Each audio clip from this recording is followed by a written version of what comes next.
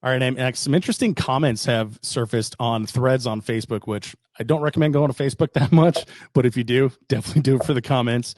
But obviously Carry Optics is the biggest division here, so that brings out all the people that have their affinity division, and then of course other people with different axes, different unrelated axes to grind come out of the woodwork as well.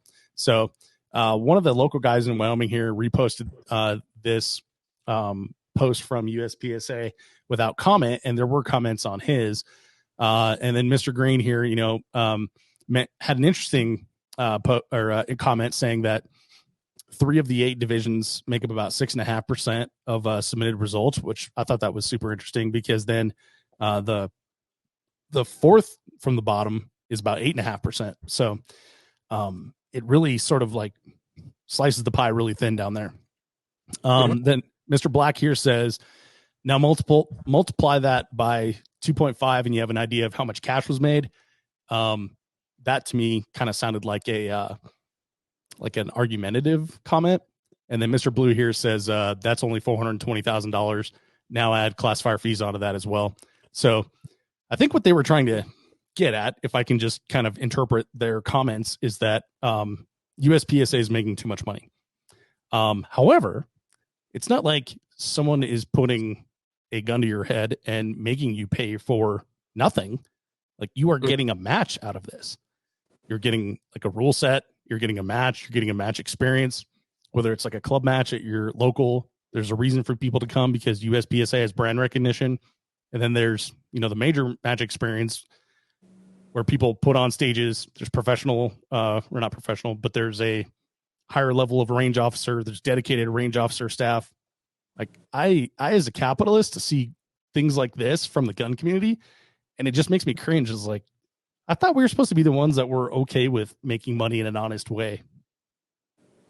Yeah, I mean, they're they're providing a good and a service, and in exchange they have some fixed costs.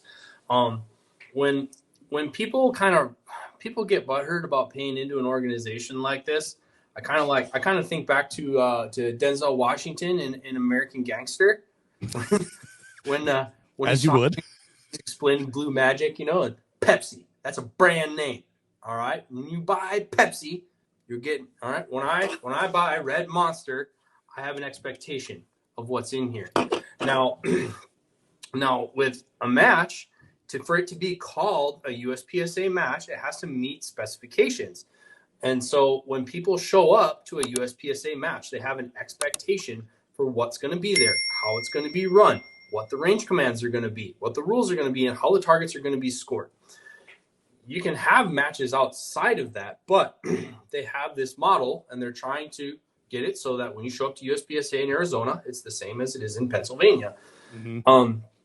And what I think a lot of people don't see behind the scenes of some of this stuff is the hard fixed costs of running some of this stuff.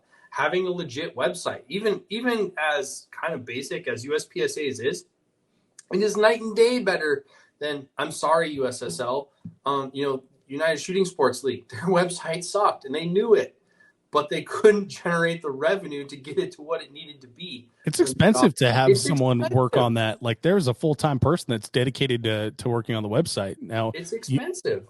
You may be, biased one way or the other on the quality, but those of us that remember the pre-practice score days, it's not that bad.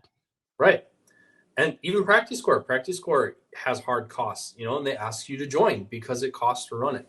So, and then there's, keeping track of, putting on a series, putting on a national, putting on local matches that lead into state matches, that lead into regionals, that lead into nationals. Okay. All this administration takes people's time and it costs money.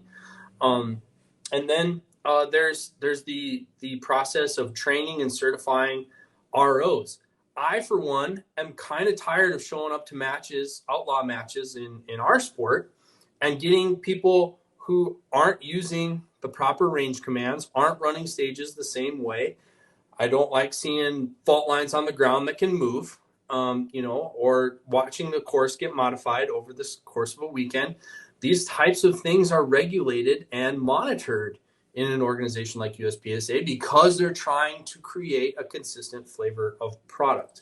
Yeah, I think there's tons of examples out there. Like I've shot matches that are not or like pistol matches that are not USPSA, and you'd be, I don't know, maybe you wouldn't be at them because you probably done the same, but a lot of people, especially the people that comment on stuff like this, it's like, if you haven't shot outside of USPSA, it can get really, really garbage, like really, really bad. Like dudes making up rules for their own pistols and stuff like that and their own divisions and stuff.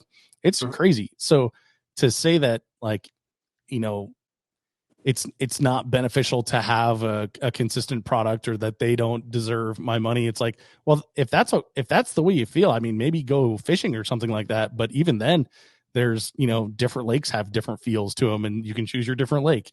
But like years ago, Amax, when I was doing a bunch of obstacle races, like, they were super popular at the beginning, and so they were put on by everybody, and everybody had a different idea of what they should be to various levels of success. And it got to be to the point after a few years, we would only run Spartan races because it was consistent. They were, they were nice to you. It wasn't unsafe. Like, they did like legitimate things to make it a good product. And I think that's what you can expect from like an actual organization. Yep. I'll give you another example, and you can relate to this one, Adam. The first time I went to a 3 Gun Nation match was the Nationals at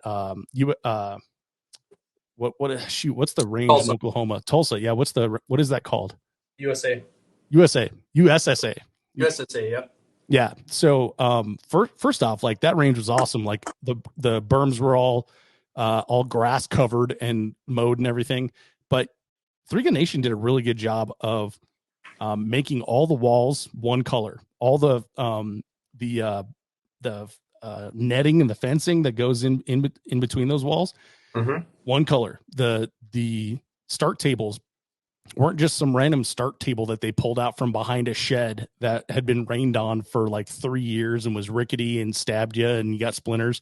Like, it was a consistent, looked like a professional event, and that's the kind of event I prefer. I prefer to go to.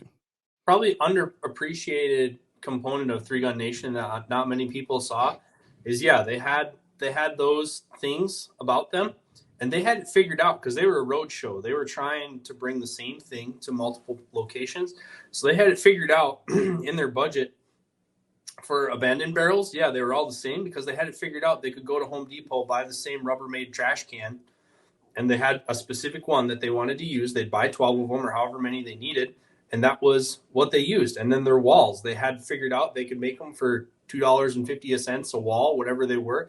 They bought this much 2x2, and they were out there cutting them up and making them right before the match. So they were making something very consistent. 3 Gun Nation did some things horribly wrong, but they did some things right. Yeah. And another thing that they did right, when they brought a match to your town, because I hosted them once. I convinced my club to host them. They brought a range officer class. So everybody who was going to be a range officer at that match, day before the staff shoot, they sat everybody down. Rob Romero ran through the whole thing. So everybody was on the same page. What we're doing, here's the rules, here's how we enforce them, this, that, and the other thing.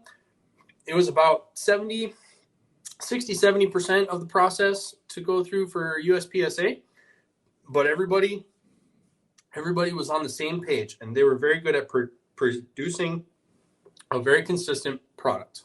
And I would like to see, especially as we want our sport to continue to be legitimized as an athletic competitive sport, as we want to appeal to sponsors, and have higher and higher stakes prizes to compete for, to attract and encourage higher level talent. These are the kinds of things our sport needs to do. Otherwise, it is right where it's going to stay. Yeah. Yeah, I agree. And, we're looking at the chart of USPSA membership statistics. There's almost 37,000 people as of October of 2022, as we're, 12 days ago as we're recording this. But that should be much higher. Like there's how many millions of gun owners in the US, and a lot of them are younger, and providing an opportunity for people to shoot, I think, is a good thing. And then getting out shooting matches, of course, is a good thing. I'm completely biased. I've based my entire life and livelihood off of it. I really think it's one of the best things on the planet. and the more the better. Mhm. So, yeah, But don't look at memberships as a bad thing. the more structured our sport has been, have been the times where it was the most prosperous. And recently, and some of it has declined around the COVID-19 stuff, and it went a little bit more outlaw. We can see what that did as that structure went away. Okay, well, how did participation do? How did level of sponsorship do? You know, the biggest prizes we ever had to compete for in the sport was when our sport was organized and consistent in presentation and officiation. And by our sport, you mean Multi action shooting, shooting sports. Three gun was the biggest it was when 3 Gun Nation was doing it. USPSA is the biggest, action shooting pistol sport there is and has been for a long time. Yeah, and I think politics plays a lot into how much we can grow, but I feel that we can do more together than we can when we're fragmented. Oh yeah, I mean a ton of wind went out of the sails when we got shadow banned from social media in 2020. When that kind of content was gone, a lot of people could. 2020, it was big around the election stuff that year. Yeah, dude, it's been a long time. Trust me. Well, yeah, but it culminated. I mean, it got more extreme in that time period. People like me stopped participating in it, by and large. I mean, I participate in social media 80% of what I did before that. And they reflect in the sport because our sport, we need people, we need a community, we need people to talk to each other and interact with each other outside of the actual event, because the event is one day.